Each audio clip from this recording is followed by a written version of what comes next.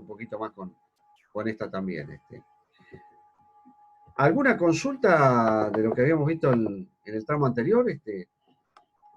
¿Estamos más o menos claros? Bueno, vamos a suponer que sí. Bueno, yo lo que les decía recién lo que les decía, no sé si están viendo ahora el... Prosigo, muy bien, prosigo entonces. Yo lo que decía recién, era un poco, bueno, que en realidad aparecieron como diferentes variantes, ¿no es cierto? O diferentes alternativas, no solamente en términos, llamémosle teóricos, sino también en términos políticos, respecto al tema de la crisis o el diagnóstico y las alternativas de solución a la crisis del estado de bienestar, digamos, ¿no? Y ahí yo alcancé, creo, a marcar, si no recuerdo mal, tres, ¿no? Una que era la versión, podríamos llamar, neoconservadora, o si quieren, neoliberal de la crisis, ¿no? Siendo la salvedad que no es exactamente lo mismo hablar de neoconservarismo, pero neoliberalismo, pero bueno, popularmente conocida en esos términos. Una alternativa que acá el autor la llama como racionalizadora, y una alternativa que tiene que ver con lo que es la alternativa marxista o neomarxista de la crisis, digamos, ¿no? En términos generales,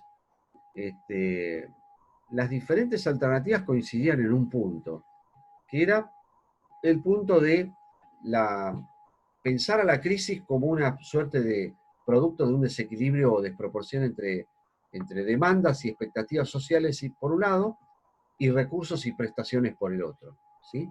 Es decir, había cierto, yo les diría que había cierto acuerdo en ese sentido, y había cierto acuerdo en términos de pensar esto en términos de que, bueno, esto era una crisis de gobernabilidad, es decir, no era solamente un problema, digamos, económico o político, sino que era un problema que tenía que ver con la propia gobernabilidad de las democracias, ¿no? Y que de alguna manera ese problema de gobernabilidad estaba asociado a una suerte de desequilibrio entre demandas, expectativas sociales por un lado, y problemas sociales, soluciones gubernamentales por el otro, ¿no? O dicho de otra manera, entre problemas de, podríamos decir, legitimidad y democracia, digamos, o democracia y burocracia, ¿no? Bueno, más allá de que todos coincidían, o las diferentes líneas coincidían en torno a esta idea de un problema de gobernabilidad, en torno a un problema de gobernabilidad, bueno, después aparecen un poco las diferencias respecto a en qué términos se entiende este problema de gobernabilidad y cuáles eran las alternativas para salir de ese problema de gobernabilidad que podía o que tenía el peligro de tornarse como crónico, ¿no? La primera categorización que se hace tiene básicamente que ver con dos estrategias, como dice ahí, ¿no? El punto común es el tema de la crisis de gobernabilidad, es decir, todas coincidían en ese punto, independientemente de la estrategia, ¿no? Y se entendía en buena medida que esa crisis de gobernabilidad tenía algún tipo de relación con un problema que era el problema de la brecha o podríamos decir, la distancia entre demandas sociales y expectativas sociales y capacidades del Estado para poder satisfacer esas demandas y expectativas sociales que yo les describía incluso al principio del tramo anterior como cada vez crecientes, digamos, ¿no? Es decir, ahí había un problema que era, bueno, los recursos fiscales del Estado no crecían de la misma manera que crecían las demandas sociales, con lo cual a un crecimiento limitado de los recursos no podía satisfacer una demanda o expectativas que crecían de manera exponencial. Para lo cual ahí aparecen, yo diría, o el texto, mejor dicho, plantea diferentes alternativas, que él agrupa en dos grandes líneas de respuestas, ¿no? Una tiene que ver con esto que se llama los que plantean una estrategia de reducción de las demandas. Uno dice, bueno, si el problema es un exceso de demanda, bueno, de lo que se trata es de plantear estrategias que permitan justamente reducir la demanda y por ende reducir la necesidad de gobierno también, en algún sentido. Y la otra tiene que ver con esto que él va a denominar, o que Aguilar denomina como las estrategias de elevación de la capacidad de gobierno, ¿sí? Es decir, hay como dos grandes grupos de estrategias planteadas, ¿no? En la primera estrategia se ubica un poco lo que es la llamada o mal llamada estrategia neoliberal o neoconservadora. Digo, mal llamada porque pues, se suele asociar neoliberalismo, neoconservadorismo como si fuera lo mismo. Si en realidad el neoliberalismo es un discurso más bien económico-político y el neoconservadorismo tiene más que ver con un discurso de tipo más bien moral, si se quiere. Incluso los conservadores tienen una visión de la intervención estatal que no suele coincidir con la visión liberal, digamos, ¿no? Acá sí se dio una conjunción muy particular que fue, bueno, que en los 80 el discurso moral conservador tradicional se articuló con la visión liberal o neoliberal del Estado, digamos, ¿no? Por eso se dio un poco una alianza entre conservadores y liberales en eso que algunos llamaron el neoconservadorismo, ¿no? Pero bueno, esa es una discusión que excede lo que estamos viendo acá. Simplemente esto sirve para graficar cómo se representa esa primera estrategia, que es la estrategia de reducción de demandas en este caso, ¿no? ¿Cómo se plantea el tema de la estrategia de reducción de demanda? Bueno, a ver, el punto de partida tiene que ver con un diagnóstico en el cual, bueno, dice, en realidad, la crisis del Estado es una crisis en la cual, en buena medida, la intervención estatal forma parte del problema. ¿Por qué? Porque la intervención estatal alimenta una cantidad de expectativas, ¿m?, y demandas que en el mediano y largo plazo no puede satisfacer. ¿Por qué, digamos, se plantea ese problema? Bueno, porque el crecimiento de las demandas y expectativas sociales excede la posibilidad efectiva de satisfacción de las mismas, porque los recursos fiscales crecen de una manera mucho más limitada que las expectativas que la sociedad tiene como tal, ¿no? Eh, entonces ahí, bueno, en ese contexto lo que se plantea es que en realidad el Estado deja de ser parte de la solución para, en definitiva, transformarse en una parte del problema, ¿no? Eh, bueno, hay diferentes términos con los cuales se ha abordado esta crisis, ¿no? Algunos hablaron de ingobernabilidad, algunos hablaban de crisis fiscal, de fracaso del Estado, teorías que hablaban de los fallos del Estado también, ¿no? Se ha utilizado una cantidad de términos aludiendo al tamaño estatal y al alcance del Estado, con la idea del Estado elefante, se ha hablado de la ineficiencia, etcétera, etcétera, ¿no? Bueno, así como el diagnóstico es un diagnóstico que se presenta como una alternativa muy radical, bueno, obviamente que las alternativas o las terapias o si quieren la política pública que se propone va a ser una política también de corte sumamente radicalizada, ¿no? Eh, ¿Esto cómo se traduce? Bueno, por un lado, en una propuesta de retorno al mercado y a su regla de oro, que es la idea del orden espontáneo, ¿no? Y ahí se plantea la idea de, bueno, dado que la intervención estatal es parte del problema, las políticas públicas tienen que atender a, bueno, una suerte de, llamémosle, retroceso de la intervención estatal y volver a privilegiar al mercado como un mecanismo para la asignación de los recursos, digamos, ¿no? Y, bueno, alentar condiciones que permitan nuevamente un orden social mucho más espontáneo y menos librado a la intervención estatal, ¿no? Eso, digamos, es un poco la expectativa que se plantea en el sentido. Es un poco así, bueno, volver al mercado, digamos, y volver a la idea de una sociedad mucho más espontánea en cuanto a su regulación y en cuanto a la definición de las relaciones de intercambio al interior de la sociedad, ¿no? La otra propuesta que aparece planteada acá tiene que ver con la idea de reducir las demandas y reducir las expectativas, ¿no? Y reducir en buena medida la politización de las mismas, digamos, ¿no? Y en tercer lugar, un poco asociado con la segunda, es reducir las tareas asumidas por el Estado, ¿no?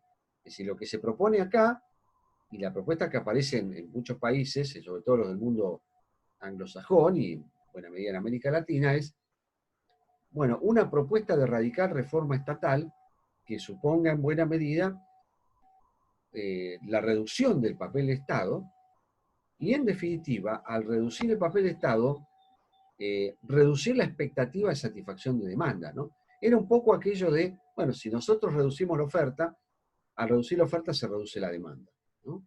¿Por qué? Porque, bueno, la lectura, como les decía recién, era Bueno, en la medida en que la acción estatal alimentó la expectativa de satisfacción de demandas, la demanda crece, ¿no?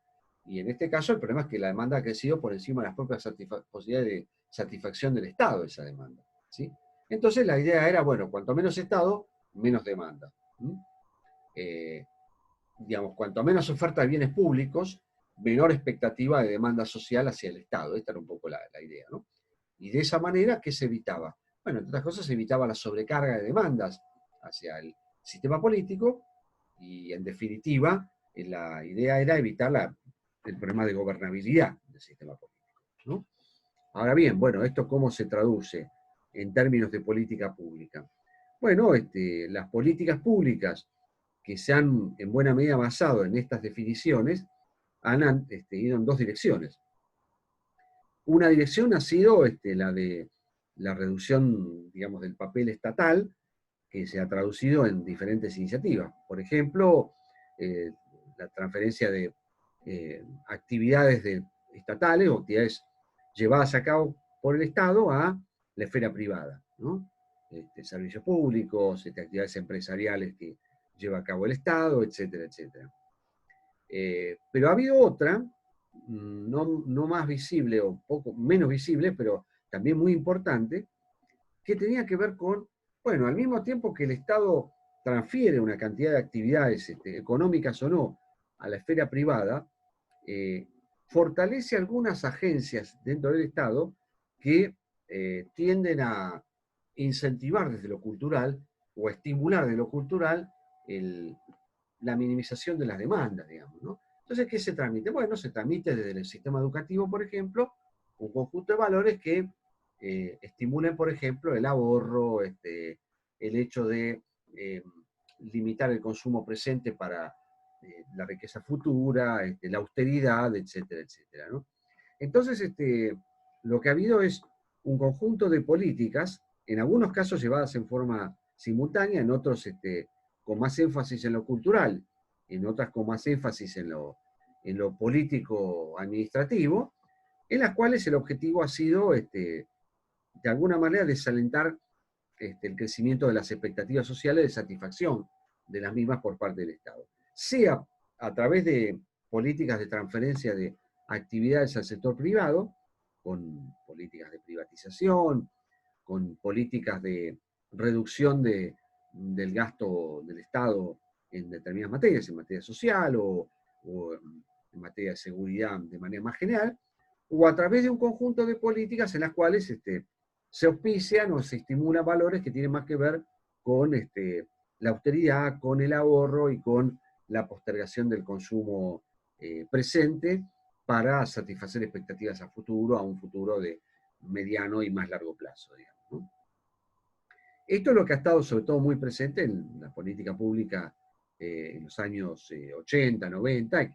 Bueno, después esto tiene algún tipo de traducción política en lo que fue el llamado Consenso de Washington y las famosas recomendaciones del Consenso de Washington que se dieron en los años 80 y 90. Que en buena medida ese consenso orientó buena parte de las políticas públicas en el mundo anglosajón seguro, y en buena parte de América Latina durante los años 90, ¿no? En algunos casos con versiones un poco más radicales, como la Argentina quizás, o la de México, y en otros con versiones un poco menos radicales, o un poco más moderadas, como fue el caso de Brasil o de otros países de la región, digamos, ¿no? Si ahí uno tuviera que hacer una especie de continuo, por ejemplo, uno podría establecer como un continuo con diferentes etapas, ¿no? En un extremo de ese continuo, uno podría establecer las reformas más radicales, como puede haber sido la Argentina o la de Perú. En ese camino uno podría ubicar la reforma en México del Estado, y quizás una versión un poco más moderada podría haber sido la de Brasil, en los años 90, que se trató de una reforma un poco más moderada y mucho más probablemente negociada que lo que pudo haber sido la de Perú o la de Argentina o la de México en esos años 90, digamos, ¿no?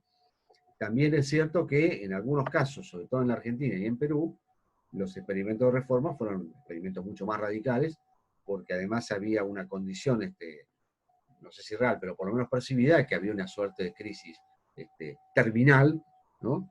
Que habilitaba una reforma mucho más drástica en el sector público, en la medida en que había una especie de consenso instalado de que la intervención del Estado era parte del problema y no parte de la solución, digamos, ¿no? Entonces, esta es una de las alternativas que aparece, que bueno, nosotros hemos conocido en buena medida y que todavía aparece presente en alguna medida con cierto discurso remanente de lo que era el viejo consenso Washington cuando se plantea la idea de transferir actividad del Estado a la esfera privada, o cuando se plantea algún discurso más austero en materia fiscal, o que plantea un replanteo de las relaciones más tradicionales del mundo laboral, con una tendencia hacia una mayor desregulación, etcétera, etcétera.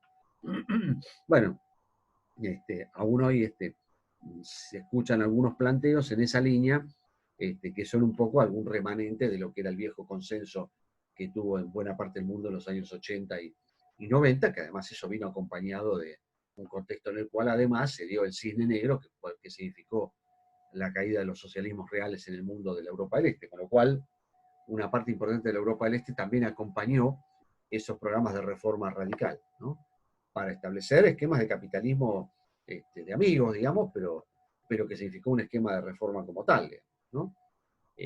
La reforma capitalista, digamos, en los países de Europa del Este vino de la mano de un esquema donde muchos viejos funcionarios de los partidos que manejaban el Estado se transformaron ellos mismos en nuevos oligarcas o nuevos empresarios de los nuevos esquemas de mercado en muchas economías de Europa del Este.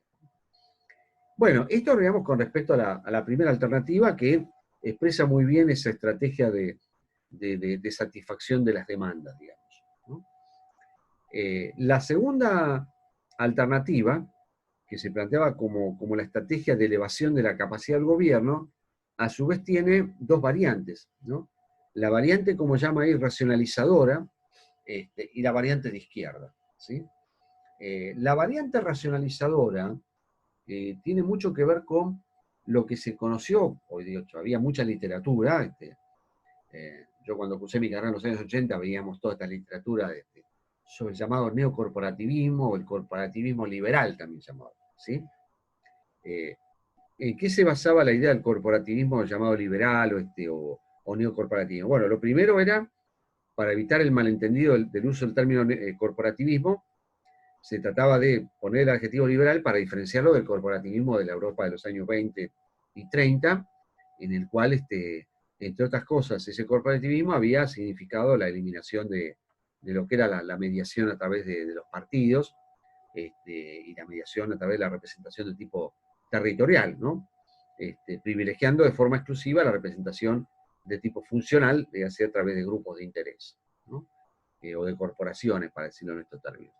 Entonces, para evitar ese malentendido que podía significar el uso del término corporativismo, se lo planteaba como un corporativismo liberal en la medida que se planteaba un esquema de negociación de los intereses en el cual hubiera una suerte de coexistencia entre el mecanismo llamado funcional y el mecanismo territorial de representación de esos intereses en la sociedad, ¿no? Bueno, la lectura, como se llama, llamada desde el corporativismo, del llamado neocorporativismo, de alguna manera compartía, en cierta medida compartía el diagnóstico neoliberal o neoconservador del problema de la presión que significaba la competencia entre una pluralidad de grupos por satisfacer expectativas en contextos en los cuales el Estado tenía recursos limitados, ¿sí? En ese sentido, había cierta coincidencia en cuanto a la definición del problema. La diferencia quizás estaba más en la solución, digamos, ¿sí? ¿Por qué? Porque en este caso, las visiones de tipo corporativas, o liberal corporativas, como están planteadas en este sentido, lo que planteaban era la idea de, bueno, pensar, dado que nos encontramos frente a sociedades plurales, bueno, para, digamos, garantizar un adecuado esquema de representación de esos intereses, la solución quizás podía ser pensar en un esquema de intercambio mutuamente ventajoso entre los actores sociales, políticos y económicos, a través de un mecanismo de planificación o de concertación entre esos diferentes actores, ¿no? Es decir, la idea que se planteaba, ¿cuál era? Bueno, la de un esquema de negociación a nivel institucional, ¿no? Como una suerte de pacto o de acuerdo social, que podría tener dos modalidades, de hecho en la práctica sí lo va a ser, una en la cual el Estado fuera como una especie de árbitro que interviene en instancias finales, un esquema de negociación más bien de tipo bilateral, u otra en un esquema de tipo trilateral o triangular, como define el artículo acá, en el cual, bueno, participarán diferentes actores, sindicatos, partidos, empresarios, el Estado, ¿sí? Eh, bueno, en un contexto en el cual la idea era poder establecer alguna especie de intercambio beneficioso. La literatura habla de esta idea del political bargaining, ¿no? Como ese intercambio político, ¿no? De manera tal que, bueno, actores comprometidos en la política pública permitían, de alguna manera, la reducción de las expectativas sobre el propio Estado, ¿sí? ¿Por qué? Porque en los diagnósticos anteriores la idea era, bueno, este es un esquema de una sociedad en la cual, como compiten una cantidad de actores, y actores que no tienen compromiso con la política pública, bueno, al no tener compromiso con esa política pública, incrementan la presión sobre el sistema político, el Estado, y eso se termina traduciendo en un esquema donde el Estado se ve puesto a una suerte de, de sobrecarga de demandas que no puede satisfacer. Por lo que yo les decía hace un rato, que es, bueno, porque el nivel de los recursos o el crecimiento de los recursos no se da de la manera exponencial que crecen las expectativas y las demandas de la sociedad. Entonces lo que se plantea acá en definitiva es la idea de construir una suerte de compromiso político e institucional en el cual participaran las diferentes instancias de mediación, ¿no? La funcional, digo, los sindicatos, las empresas, o las organizaciones empresariales, y la territorial, los partidos políticos y el Estado, ¿sí? De manera tal que, bueno, el diseño de la política pública, el diseño, el monitoreo y la implementación de la política pública, eh, termine siendo en definitiva el producto de un acuerdo entre actores comprometidos con esa política pública. Y actores comprometidos con esa política pública, bueno, van a generar un proceso en el cual el Estado o el sistema político no se vea tan expuesto a una sobrecarga de demandas, ¿no? En la medida que esos actores reducen las expectativas en ese proceso de negociación también, ¿no? Es decir, ¿por qué la idea? Bueno, porque en el proceso de negociación, sí, correcto, sí, sí, es la variante racionalizadora, es una de las variantes, digamos, ¿no? En ese proceso de negociación hay, digamos, una mesa en la cual los actores, digamos, moderan sus reclamos, ¿no? Bueno, los sindicatos moderarán sus reclamos, los reclamos salariales, y, bueno, los empresarios, al mismo tiempo, limitarán o moderarán sus márgenes de rentabilidad para de esa manera evitar, bueno, carreras de precios y una lucha y una puja por la distribución de los ingresos que se termine traduciendo en un esquema de sobrecarga que haga imposible satisfacer demandas sectoriales que en muchos casos se encuentran en conflicto, digamos, ¿sí?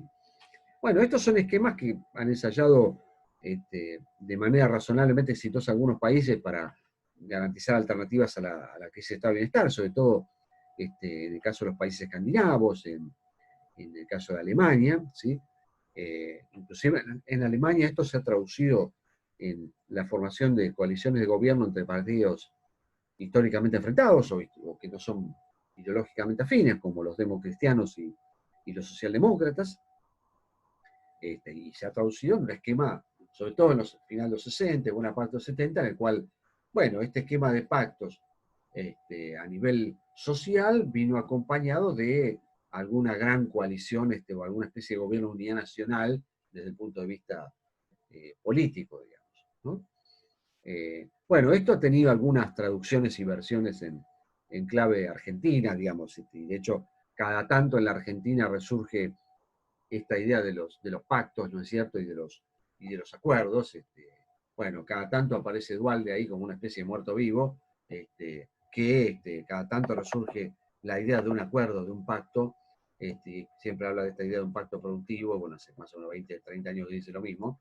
Y esta idea de que, bueno, hay que establecer una especie de acuerdo entre los empresarios, los sectores sindicales y el Estado, para, bueno, sacar a la Argentina adelante y, bueno, recrear como mesas de diálogo y demás, digamos, ¿no?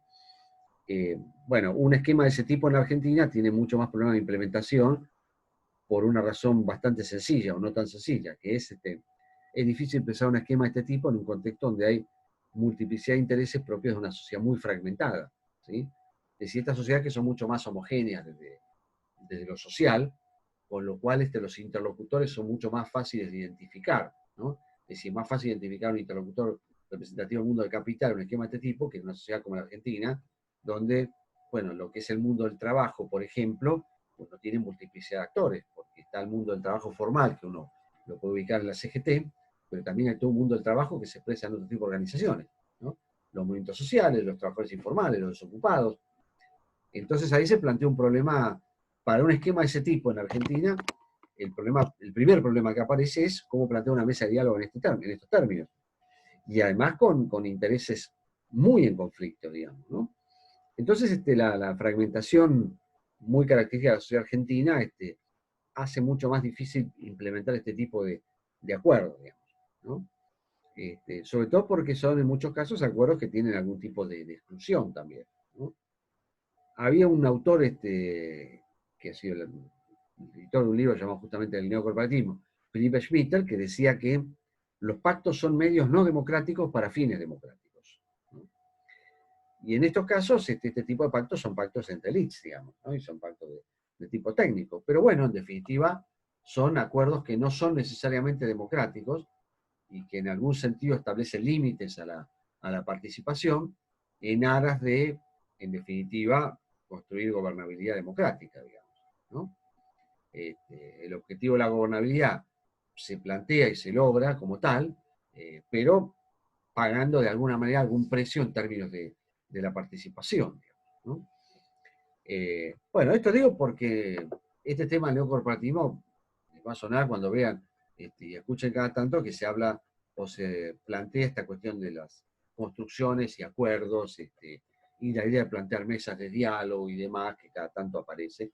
Y esto vuelve a aparecer como en el 2002, cuando se planteó aquella mesa de diálogo que en su momento auspició la Iglesia, digamos, ¿no? El gran desafío en estos casos es cómo se implementan iniciativas en un contexto de una sociedad mucho más dispersa, fragmentada y fracturada como es la sociedad argentina, digamos, cosa que no es el caso de muchas de estas sociedades, ¿no?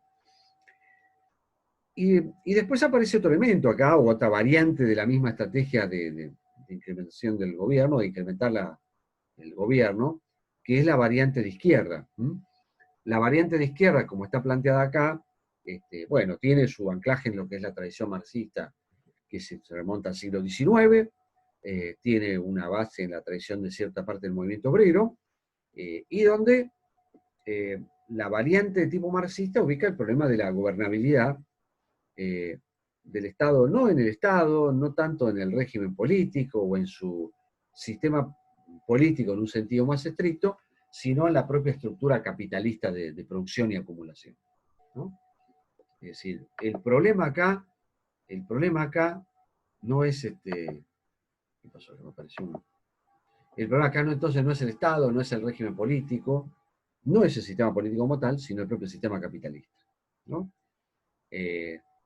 En definitiva, en este planteo, en este esquema, el Estado es una condición de acumulación y de crecimiento. Es decir, el papel del Estado se limita a reproducir condiciones que tienen que ver con la acumulación y con el crecimiento, por lo cual, dice, en definitiva, el tema central tiene que ver más con la propia dinámica de la sociedad capitalista, en la cual bueno, hay un antagonismo no resuelto y que de alguna manera la intervención estatal vino a, de alguna manera, plantear o ponerlo como, o patear para adelante una cuestión que es propia de la sociedad capitalista, que es, bueno, la idea de una especie de conflicto básico y de antagonismo entre el capital y el trabajo, o entre aquellos que son propietarios de los medios de producción y aquellos que no tienen otra propiedad que su fuerza de trabajo para intercambiar como mercancía en una sociedad de explotación y demás, digamos, ¿no? Entonces lo que plantea la izquierda más radical respecto a esto es la idea que, bueno, en realidad, la intervención estatal lo que hizo es, bueno, establecer mecanismos compensatorios en una sociedad que está marcada por un antagonismo central, que es el antagonismo entre el capital y el trabajo, ¿no? O entre la fuerza del trabajo, ¿sí? Con lo cual, lo que plantea acá el marxismo es la idea de que, bueno, esta es una resolución o una contradicción que no tiene resolución, que en realidad la intervención del Estado vino de alguna manera, a patear para adelante, no es el mejor término pero para que ustedes me entiendan, vino a posponer una cuestión estructural de funcionamiento y de dinámica del sistema capitalista, y que en definitiva esta nueva crisis del Estado no es otra cosa que una nueva crisis del capitalismo como tal, ¿no? Y de hecho, esta es una época en la cual en el mundo intelectual de la izquierda estaba muy instalada la convicción de que esta era la última, ¿no? Que esta era la crisis, aquella que Marx había previsto como la crisis terminal del sistema capitalista, ¿no?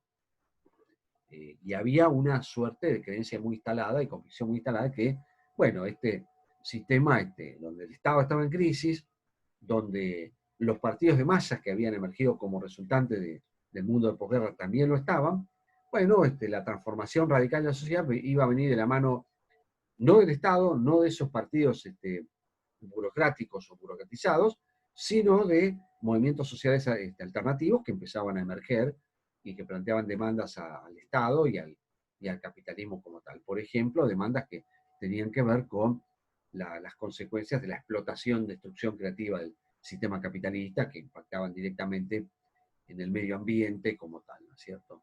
Entonces había dentro de cierta literatura una muy íntima convicción de, bueno, que el Estado había entrado en su etapa terminal, ¿no es cierto?, y en su fase de crisis terminal, y que esa transformación iba a venir de la mano de actores y mediaciones no tradicionales, en este caso, movimientos sociales. Bueno, ahí les va a citar un autor OFE como referencia. Bueno, este autor OFE era un autor de lectura ineludible en esos años, final de los años 80, principios de los 90, cuando uno estudiaba una carrera de ciencia política y quería ver cómo se planteaba el desarrollo de la visión marxista respecto a esta fase del capitalismo organizado, de la cual hablábamos en algún momento acá. Entonces lo que aparecía era un poco una definición de crisis, entendiendo que la misma era una crisis casi terminal y que esta sí era la última, ¿no es cierto? Bueno, tampoco fue la última, en la medida que, bueno, las transformaciones que se hicieron en los años 80 y 90 lo que hicieron fue dejar sin alternativas políticas a buena parte de la izquierda, colapso de los socialismos reales mediante, pero también dejó sin alternativas políticas a una buena parte de la izquierda democrática, en la medida que la crisis del Estado social y la crisis del Estado de Derecho impactó de lleno en el proyecto político de tipo socialdemócrata, ¿sí? Con lo cual la crisis fue una crisis que vivió la izquierda, no la derecha, ¿sí? La izquierda no democrática, como así también la democrática, ¿no? La no democrática en la medida que colapsan los socialismos reales, ¿sí?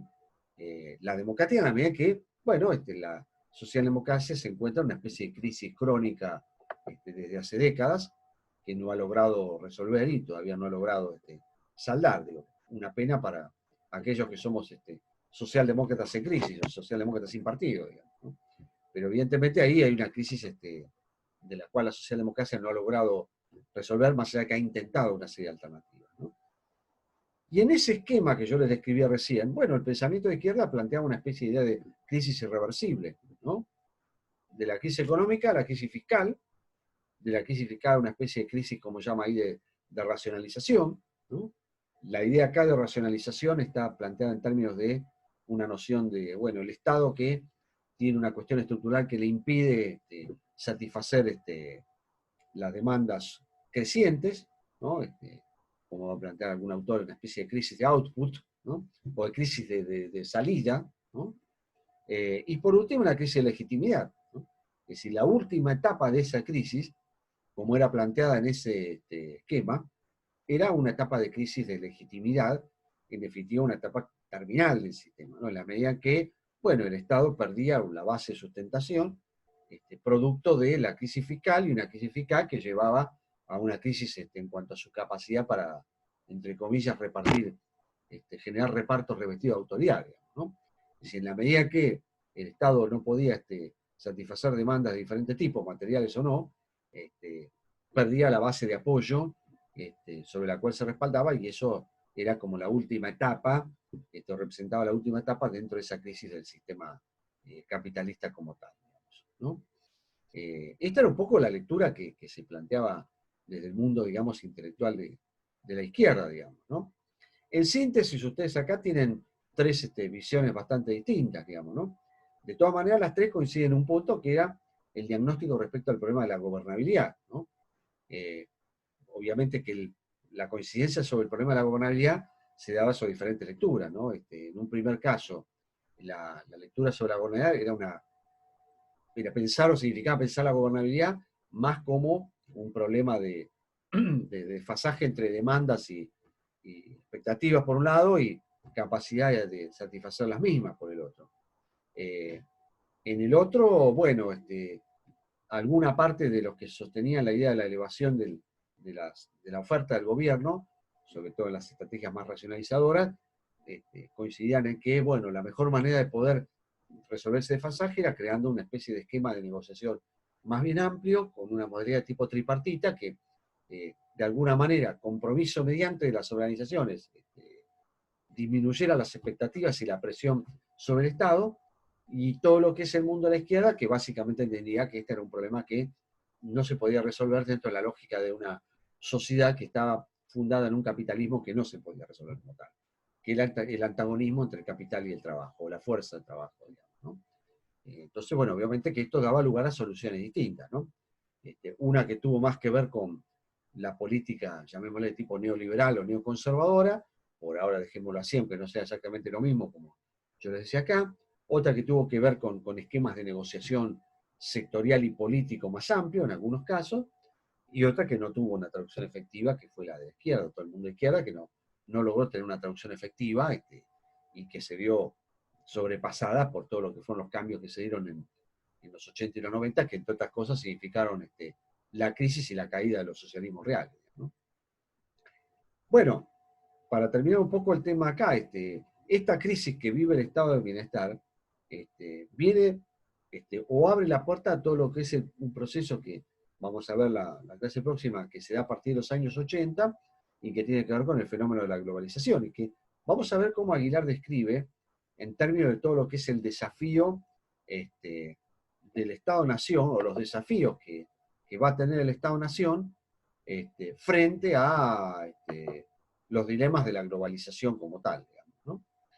Así que bueno, yo voy a aprovechar acá para despedirme, saludarlos, bueno, que tengan buena semana, y no sé si en 30 segundos, no sé cuánto tenemos, 40 segundos, quieren hacer alguna consulta sobre esto. Si no, bueno, ya los despido y nos vemos el jueves para hablar del tema de globalización y el Estado-Nación y la globalización, ¿sí? Nos vemos el jueves, profe. Chao, profe, hasta el jueves. Bueno, Chao, buenas nos noches, vemos el profe. jueves. Bueno, que tengan buena semana, ¿eh? Igualmente.